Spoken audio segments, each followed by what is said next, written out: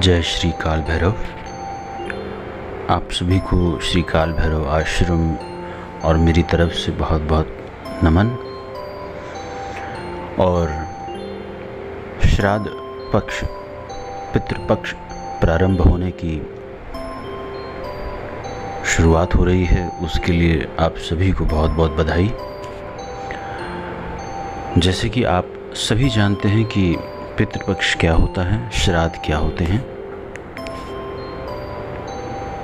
Internet पर किताबों में बहुत ढेर सारी जानकारी आप सभी के समक्ष उपलब्ध है।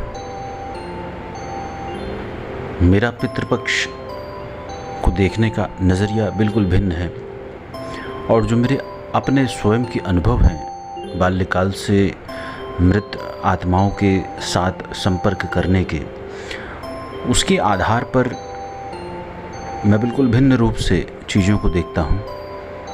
रटी रटाई लिखी लिखाई चीज़ों को मैं बिल्कुल भी नहीं मानता हूँ जब तक वो मेरे अपने स्वयं के साथ न घटित हुई हो, सामने न आई हो। मैं बहुत सारा कचरा इंटरनेट पर फैलाने के लिए बिल्कुल भी प्रेरित नहीं हूँ, ना ही मैं चाहता हूँ कि मैं उस भीड़ का हिस्सा बनूँ कि जिसमें सभी लोग एक प्रकार का जो पुस्तकों में फैला हुआ है वही कचरा इंटरनेट पर फैल रहा है, और बहुत ही बेढंगे रूप से फैल रहा है। तो आप सभी लोगों को जो भी इसको सुन रहा है, मैं ये चाहता हूँ कि आप जो भी इस ऑडियो को सुन रहा है वो सभी लोगों के साथ इसको साझा करें, ताकि क्योंकि कल से पितृपक्ष शुरू है, प्रारंभ है, और वो सभी लोग जो इस साधना का लाभ लेना चाहते हैं वो इस साधना को अवश्य करें, ताकि उनके जीवन में भी पितरों का आशीर्वाद प्राप्त हो और उनके जीवन में जो भी कठिनाई चल रही हो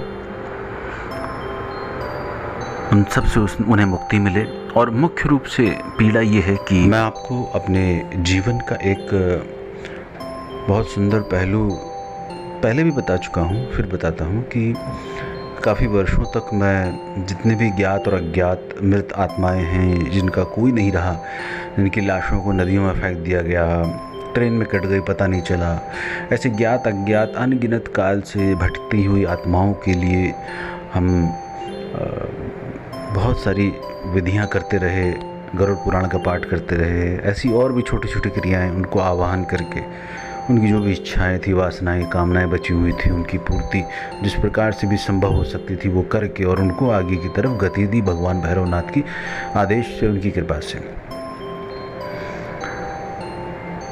तो मैं अपने अनुभव से बताता हूँ कि सिर्फ पिंडदान करने चले गए और पिंडदान कर दिया और फॉर्मेलिटी हो गई, उससे कुछ नहीं होता। वो तो जो लिखा है वो आपने कर लिया, बहुत अच्छी बात है, लेकिन वास्तविक रूप से जो आत्मा तड़प रही है उसका क्या, वो उसको कौन देखेगा? उनके लिए तो मेरा दूसरा बिल्कुल नियम है, उनको तो मैं आवाहन करके उनकी जो भी जिज्ञासा या जो भी वासना अंतिम बची होती है उनको समझा बुझा के, कई एक नहीं कई वर्षों का अनुभव है, उनको फिर आगे गति की जाती है। तो ये साधना कोई बहुत टफ नहीं है, बहुत सिंपल सी है, इसमें कुछ भी नहीं करना है। इसमें मुख्य रूप से जो मंत्र है वो मेन मंत्र का रोल है, जो मैं इस वीडियो में नहीं बताऊंगा। उस वीडियो में आपको पर्सनल मुझे मैसेज करना होगा, ठीक है, और उसकी कुछ दक्षिणा आपको देनी होगी, क्योंकि पूर्व काल में सबको पता होता था दक्षिणा क्या होती है, आज के काल में सिखानी पड़ती है ज़बरदस्ती, डंडा मार के।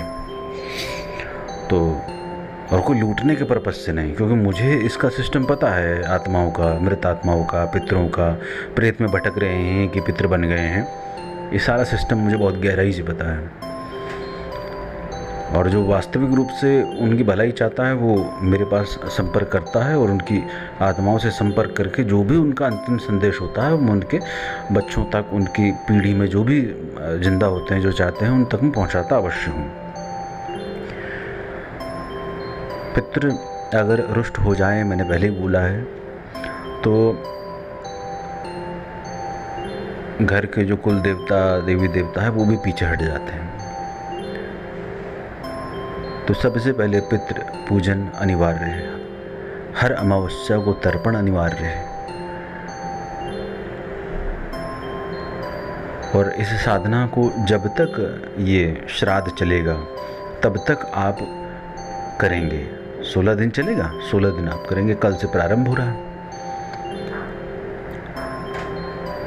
तो उसमें मुख्य रूप से क्या करना होगा, जैसे आप जो ख़राब चीज़ें हैं, तामसिक चीज़ों का आप भोग करना बंद कर देंगे। वैसे तो बहुत सारी चीज़ें जो नहीं करनी चाहिए, और ऐसी भी चीज़ें जैसे नाखून नहीं काटना, बाल नहीं काटना, इत्यादि इत्यादि, लेकिन आज के सामाजिक दौर में नहीं हो सकता है। अब ऑफिस में क्लीन शेव नहीं जाएंगे, नौकरी से निकाल दिया जाएगा, तो कोई भी पितृ नहीं चाहेगा कि मेरे बच्चे को नौकरी से निकाल दिया जाए। तो उसके लिए आपको सभी नियमों का पालन नहीं करना, लेकिन मुख्य रूप से जो तामसिक चीज़ें हैं, नॉन वेज हुआ, मदिरा हुआ, इत्यादि इत्यादि, ये सब चीज़ों का कम से कम 16 दिन छोड़ दीजिए आप। और साथ ही जब कल से प्रारंभ होगा तो सुबह प्रातः काल ही आप सफ़ेद वस्त्र पहन के, अगर संभव हो सके तो धोती कुर्ता सफ़ेद डाल के एक चौकी लगाइए। चौकी में अपने पितृ की फ़ोटो रखिए और संभवतः ऐसा किया करिए कि अपने जो पितरों की फ़ोटो हुआ करे वो ब्लैक एंड वाइट रखा करिए। ठीक है, इसके पीछे भी कारण है, वो मैं आपको कभी डिटेल में जब आप इस पर बात करेंगे, अभी हम साधना के बारे में बात कर रहे हैं तो साधना के बारे में बात करेंगे। ब्लैक एंड वाइट फ़ोटो रखिए, उनको सफ़ेद पुष्प, सफ़ेद माला अर्पित कीजिए। रोज़ नए पुष्प बड़े भाव से लेके आइए। ऐसा नहीं कि पैसा फेंका और उठा लाए, बिल्कुल भाव से कि आप उनको वो अर्पित करना चाह रहे हैं। अगर आज वो जीवित होते तो आप उनकी उसी प्रकार से सेवा करते जैसे आज करना चाह रहे हैं। बस ये समझिए कि साक्षात वो हैं। सफ़ेद कपड़ा बिछा के उनकी फ़ोटो रख के, फ़ोटो के नीचे भी एक कपड़ा बिछाइए, फूल बिछा दीजिए, फूल के ऊपर रख दीजिए। घर में जो भी बन रहा हो सबसे पहले वहाँ पे लेके आइए।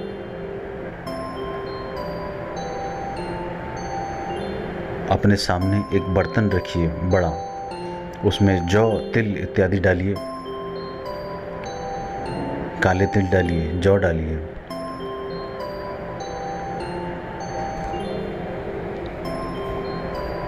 और जो मैं मंत्र देना चाहता हूँ वो गुप्त मंत्र हमें पूर्व से मिला हुआ है गुरुओं के माध्यम से, तो वो ऐसे मैं नहीं बांट सकता हूँ। मैं कोई भी मंत्र ऐसे नहीं बांटता हूँ।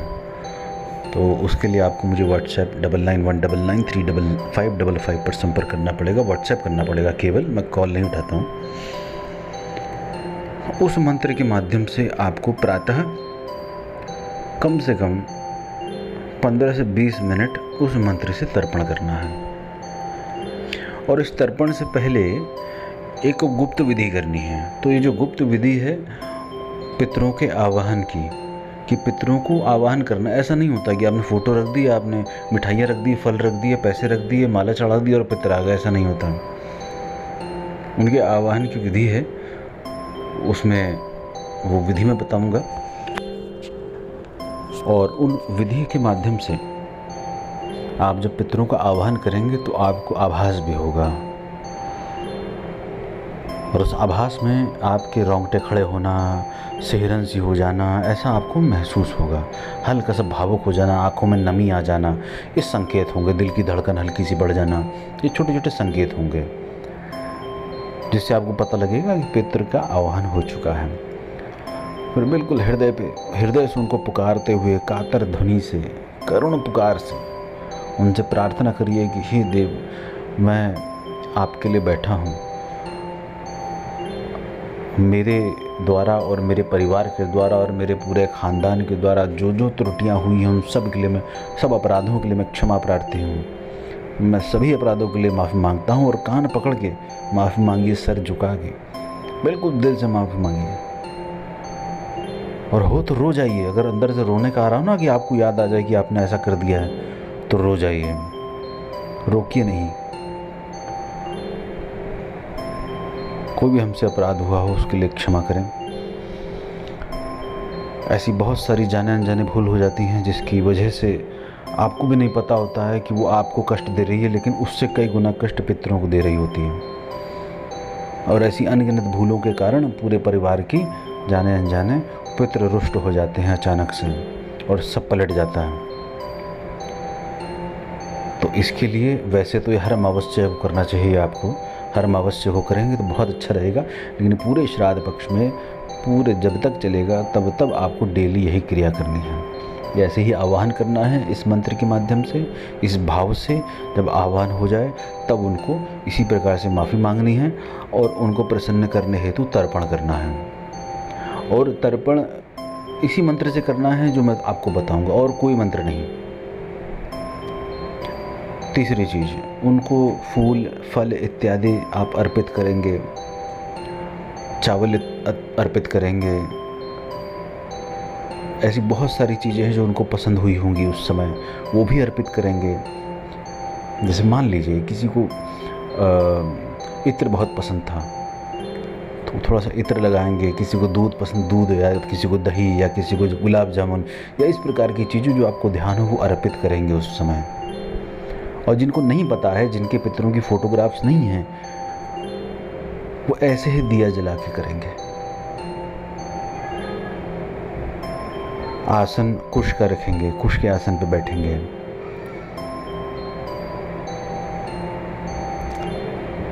और उनको जब आप अर्पित करें उसके बाद सभी परिवार वाले, सब परिवार वाले ना हो तो अकेला कोई भूखिया हो तो वो करे जो इसकी जिम्मेदारी ले रहा हो। हे पितृदेवता, आप रुष्ट ना हो, आप नाराज़ ना हो, हम आपके लिए जो हमसे बन पड़ेगा हम करेंगे। और हमारे पूरे परिवार को, पूरे ख़ानदान को आप भरपूर आशीर्वाद देके जाएं, और आपकी सद्गति के लिए हम यहाँ से प्रार्थना करते हैं।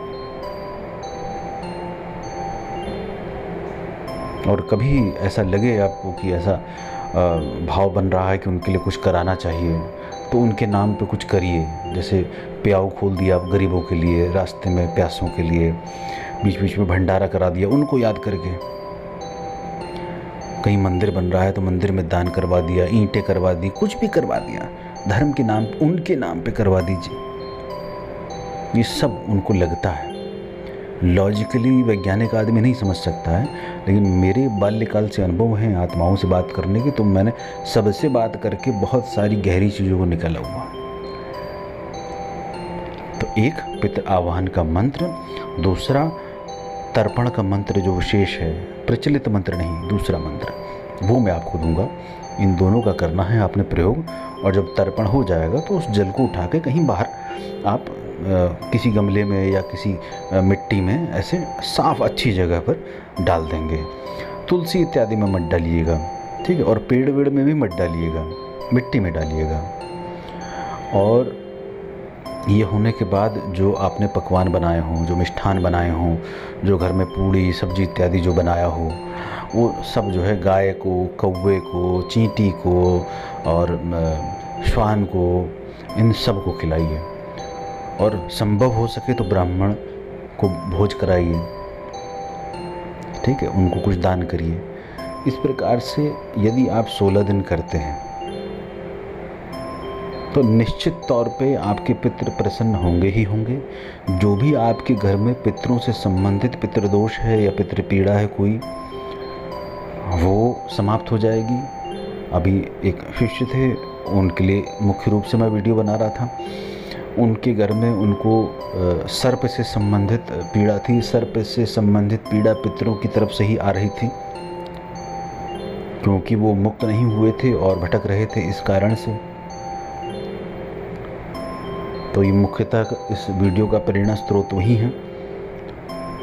तो ये इसलिए मैं बता रहा हूँ क्योंकि ये पूर्व में घटित हुआ है मेरे साथ, और इसका मैंने सलूशन किया है, इसका परिणाम भी मैंने देखा है कि क्या हुआ था इस साधना को कराने के बाद पितृपक्ष में। तो उसमें ये साधना करेंगे और पितरों को खूब प्रसन्न करने का प्रयास करेंगे। वो कुकृत्य बिल्कुल नहीं करेंगे, धार्मिक कार्य बहुत ज़्यादा करेंगे, बिल्कुल हृदय से। लॉजिक वाले बंदे को तो वीडियो बंद कर देना चाहिए तुरंत। जो भाव से सुन सकता है, भाव से कर सकता है, मेरे हृदय की भाव समझ सकता है, क्योंकि पितरों की पीड़ाओं को मैंने देखा है, मैं समझता हूँ उनकी पीड़ाओं को, क्योंकि मेरी बातचीत होती है। इसलिए बता रहा हूँ कि अगर पितरों को प्रसन्न करना है, पितरों से संबंधित कोई पीड़ा है, तो कोई भी एक या सब मिलके, कोई भी एक ले ले, बहुत बड़ी बात है। पूरे पितृपक्ष का एक भाव बना ले कि मैं सेवा में ही बैठूंगा। तो ये करिए। आप लोगों को बहुत बहुत धन्यवाद, आपने वीडियो सुना, और समय समय पर मैं इस प्रकार की जानकारी देता रहूँगा, क्योंकि मुख्यतः मैं वीडियो नहीं डाल पाता हूँ, क्योंकि मेरा उद्देश्य सिर्फ राइट इन्फॉर्मेशन देना है। तो वो मैं दे चुका हूँ। कोई अगर वीडियोस मेरी पुरानी देखेगा तो उनको पता चलेगा कि मैं सबसे डिफरेंट ही देता हूँ। और फालतू कहानियाँ, फालतू बकवास जो यूट्यूब और फेसबुक और इधर उधर पड़ी हुई है, वो तो पड़ी हुई है, मैं उसमें और एडिशन करके क्यों लोगों को मूर्ख बनाऊँ। जो हिम्मतवर हैं, जो सच्चे हैं, जो चलना चाहते हैं, वास्तविक सत्य तक पहुँचना चाहते हैं, वो बिल्कुल मेरे साथ चलते हैं। और फालतू लोगों को तो मैं बिल्कुल लेता ही नहीं। मूर्ख लोगों को, फालतू लोगों को, कुतार्किक लोगों को, ऐसे लोगों के लिए तो फ़ोन पे ही या मैसेज पे ही कुतर्क करके उनको मैं साइड कर सकता हूँ। लेकिन मेरे साथ सिर्फ वही चल सकता है जो सत्यवान हो, जो सच्चा साधक हो, इष्ट मिलन की प्यास हो, उस परमात्मा में मिलने की प्यास हो। और मुख्य रूप से भैरव की साधना मैं कराता हूँ, आप सभी जानते हैं। और सभी शक्तियाँ उन्हीं के आसपास घूमती हैं। सारे पीर फकीर सब उन्हीं से तो शक्ति लेते हैं। सारे भूत प्रेत गण इत्यादि उनसे शक्ति लेते हैं। 10 महाविद्याएं अपूर्ण हैं उनके बिना। कौन बचा रह गया? ब्रह्मा को सर उखाड़ के फेंक दिया, विष्णु को पसीने आ जाते हैं उनके सामने, कौन रह गया बताओ? और पूरे विश्व में अकेला काल भैरव, श्री काल भैरव आश्रम अकेला ऐसा आश्रम है जो व्यक्तिगत है, कोई एनजीओ नहीं, कोई ट्रस्ट नहीं, और उसके साथ तंत्र में हम ध्यान कराते हुए चल रहे हैं। कोई दुनिया में कोई नहीं जो तंत्र के साथ ध्यान करा रहा हो, क्योंकि कोई गया हो उतना डीप तब तो कराएगा ना। मैं विभत्स तंत्र करा रहा हूँ और विभत्स ध्यान की विधियाँ करवा रहा हूँ, अंदर तक उखाड़ दे रहा हूँ। करने तो आए कोई, हिम्मत ही नहीं करता कोई ना। बहुत विरले होते हैं जो हिम्मत करते हैं। खैर, बहुत ज़्यादा लंबा वीडियो हो गया। कल की आप लोग तैयारी करिए। जौ, काले तिल, बर्तन, जल, गंगा जल, दीपक, अगर जनेऊ है तो जनेऊ, सफ़ेद वस्त्र आपके लिए, सफ़ेद वस्त्र आपके पितरों के लिए, और उनकी फ़ोटोग्राफ, सफ़ेद फूल, मिष्ठान, 16 दिन पूरा क्या बनेगा उसका पूरा देख लीजिए। आपके पितरों क्या पसंद था वो एकत्रित कर लीजिए। ऐसी बहुत सारी, ऐसे आप ये मान के चलिए कि वो आ ही रहे हैं। लॉजिक नहीं, बिल्कुल भाव से। लॉजिक वाले को तो सुनना नहीं चाहिए, लॉजिक वाले को तो पीएचडी करनी चाहिए, साइंटिस्ट बनना चाहिए। इस क्षेत्र में उतरना नहीं चाहिए, ये तो मूर्खों का क्षेत्र है। तो आप लोग तैयारी करिए। मेरी सारी शुभकामनाएं आप सभी के साथ हैं। इस वीडियो को अधिक से अधिक साझा करें उन सभी के साथ जो अपने पितरों को प्रसन्न करना चाहते हैं। और इसकी जो दक्षिणा है वो जो मैंने बताई है बहुत ज़्यादा नहीं है, क्योंकि हमारा मंदिर आश्रम बन रहा है ना, उसके लिए हम लोग प्रयास कर रहे हैं। तो पहले तो सबको समझ होती थी, लेकिन अब इस समय किसी को भी समझ नहीं ना, तो वो गलत व्यवहार करते हैं। इसलिए उनको समझाना भी हमारा ही, गुरुओं का ही कर्तव्य है कि उनको समझाया भी जाए कि एक्चुअली दक्षिणा या सहयोग राशि एक्चुअली होती क्या है। दक्षिणा तो कोई दे नहीं सकता, किसी की औकात नहीं होती है। तो हम लोग सहयोग राशि के रूप में लेते हैं कि आप